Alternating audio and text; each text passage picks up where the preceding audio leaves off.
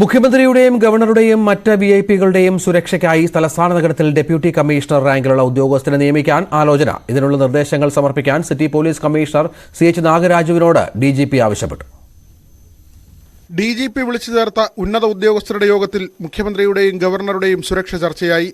ഗവർണർക്ക് നേരെ പാളയത്ത് കരിങ്കൊടി പ്രതിഷേധമുണ്ടായപ്പോൾ സിറ്റി പോലീസ് കമ്മീഷണറോ ക്രമസമാധാന ചുമതലയുള്ള DCPയോ സ്ഥലത്തുണ്ടായിരുന്നില്ല. SFI പ്രവർത്തകർ ഗവർണറുടെ വാഹനത്തിലടിച്ചു. സംഭവത്തിൽ ഗവർണർ DGPയോട് റിപ്പോർട്ടും ആവശ്യപ്പെട്ടു. മുഖ്യമന്ത്രിക്ക് സുരക്ഷ ഒരുക്കുന്നതും യോഗങ്ങളിലും ദൈനംദിന പരിപാടികളിലും സുരക്ഷാ മേൽനോട്ടം വഹിക്കുന്നതും VIP സുരക്ഷയുടെ ഭാഗമാണെന്ന് സംസ്ഥാന പോലീസ് മേധാവി യോഗത്തിൽ വ്യക്തമാക്കി. VIP സുരക്ഷയ്ക്കായി മാത്രം DCP തസ്തിക സൃഷ്ടിക്കണമെന്ന് സിറ്റി പോലീസ് കമ്മീഷണർ യോഗത്തിൽ ആവശ്യപ്പെട്ടു.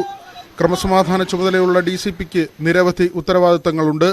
VIP സുരക്ഷയിൽ നിന്ന് മാറ്റിയാലേ നഗരത്തിലെ മറ്റു ക്രമസമാധാന പ്രശ്നങ്ങളിലും കേസുകളിലും ഇടപെടാൻ കഴിയൂ എന്നും കമ്മീഷണർ വ്യക്തമാക്കി. മുഖ്യമന്ത്രി തലസ്ഥാനത്തുള്ള ദിവസങ്ങളിൽ 2-ലധികം സർക്കാർ പരിപാടികളെങ്കിലും മിക്കപ്പോഴും ഉണ്ടാകാറുണ്ട്. VIP ഡ്യൂട്ടി ചെയ്യുന്ന ഉന്നത ഉദ്യോഗസ്ഥർക്ക് ഇതിനായി മാത്രം മണിക്കൂറുകൾ ചെലവഴിക്കേണ്ട സാഹചര്യമാണ്. പ്രതിഷേധങ്ങളോ ക്രമസമാധാന പ്രശ്നമോ നഗരത്തിലുണ്ടായാൽ വേഗം സ്ഥലത്തെത്താനോ നടപടിയെടുക്കാനോ കഴിയാറില്ല. VIP സുരക്ഷയ്ക്കായി മാത്രം DCP തസ്തിക രൂപീകരിച്ചാൽ ഈ പ്രശ്നത്തിന് പരിഹാരം കാണാനാകുമെന്നും ഉദ്യോഗസ്ഥർ പറയുന്നു. ന്യൂസ് 18 തിരുവനന്തപുരം.